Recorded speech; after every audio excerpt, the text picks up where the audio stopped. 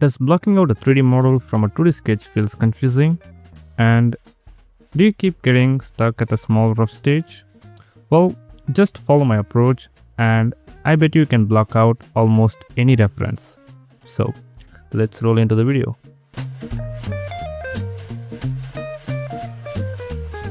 Before you get started in 3D, make sure you have two things in your scene. First, a human model for scale, and second, a reference from your concept. Also, set the size of your reference from the beginning. That way, you have a consistent scale to work with and you're less likely to end up with an unrealistic proportion later. Once everything is set up, we can start the blockout. And people often ask me like, where do you even start your blockout? Honestly, I don't have a solid answer. I usually start from the core part of the design. For this concept, that's the gun mechanism. So that's where I start. And since we already have a reference, I can use it roughly to match the angle and the scale. At this stage, I want to keep the things as simple as possible because my blockout process actually have two stages. First, I make a very rough starter blockout, then I use that as a 3D reference to build the proper blockout. So first is just for my practice and then I use that to build a proper blockout. The reason I do this is because 2D sketch doesn't always make perfect sense in 3D. Some shape might look good from one angle, but once you actually build them, you realize that the structure doesn't really work. So instead of trying to solve everything at once, I first build a really simple version just to understand the structure and then I do the blockout.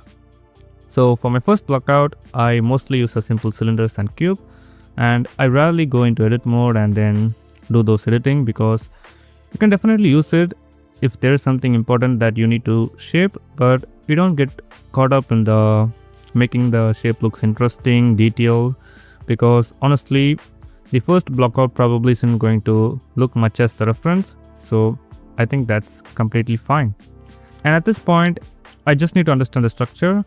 I also keep an eye on the logic and function. I'm not trying to figure out exactly how every mechanism works. I'm just checking the movement, whether the parts can actually move and whether everything is sitting in the right place. Now, you might be wondering, how am I supposed to model this when my 2D sketch has parts that positioned in 3D? That's a totally fair question. Even though we are using a 3D software, we're still looking at a 2D image and trying to build a 3D from that. So my approach is pretty simple. At first, just go flat. Build and cover the basic structure first, and then later, once the structure is working, you can start rotating the parts and getting those 3D position. Because if you start rotating every piece right away to match the sketch, things can get unnecessarily complicated. For example, if you're working on a leg and you rotate the part to match the reference, now you have to think about the rotation and building all the parts around that angle too. And this stage, I think it's unnecessary work. So first, focus on the structure, get the basic form in the place, and then worry about the exact 3D position. And I think it's a perfect time to share about a little mindset here. So whenever I approach a blackout, I get some feeling like, oh, it's not coming out good. This is not what I want. And that voice is keep running on my head, and I don't know if that's just me, but I thought it might be useful for people who feel the same way. What you can do is, you just have to keep going. Don't judge the design too early, because sometimes what feels like a bad design in the beginning can actually become the best design you ever made. Alright, so that's something that I really used to overcome that fear. And here you can see me that rotating the leg, that's because I'm finishing the blockout and for the leg, so I think it's a good time to just adjust and position it. Then I continue to block out the remaining parts, and even though the original sketch has a nice curvy shape, I'm still keeping everything simple and very blocky at the stage. Alright, so once you have a basic structure and you pass the starter stage, now we can build the actual blockout. At this stage, I basically focusing on the functional part first and get those things working. For this design, the main function part is the gun on the top, so I duplicate that selection and then start figuring out how it should actually move. And this can be a bit challenging, but this is where we need to study real references, and that's the thing that can help me from knowing how certain things work. For example, in this concept, I want the gun to rotate in 360-degree angle and also move up and down to aim the angle. So first, I start with the lifting movement.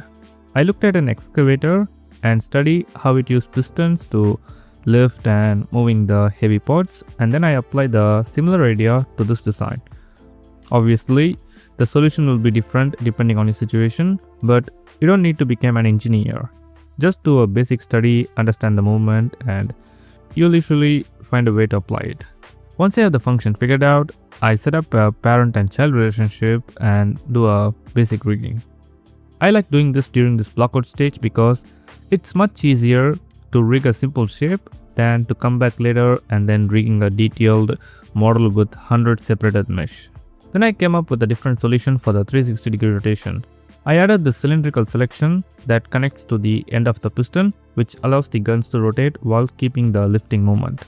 And finally, I add an empty to control the overall movement. This makes everything much easier to adjust and keep the setups more organized. So I parent everything to the empty and finish the basic rigging. Also at this stage, I like to add some simple viewport material to break up the colors and make the blockout a little more visually interesting. By the way, I'm using my own add-on MatricX Pro to apply these materials. It also comes with realistic cycle materials and a decal system, so you can quickly add material and decal to your design. If you're interested, I'll leave the link in the description. Alright, so once I'm done with the rigging, I rotate the model to match the angle of the 2D sketch. And now the next important functional part is the leg. So I start blocking out those. Like I mentioned earlier, working with a rotated model can make things a little harder, but I need a structure to match the sketch, so at this point, that's the approach that works for me. I do some small editing to the mesh so it doesn't look too blocky, and then I just start working on the joint.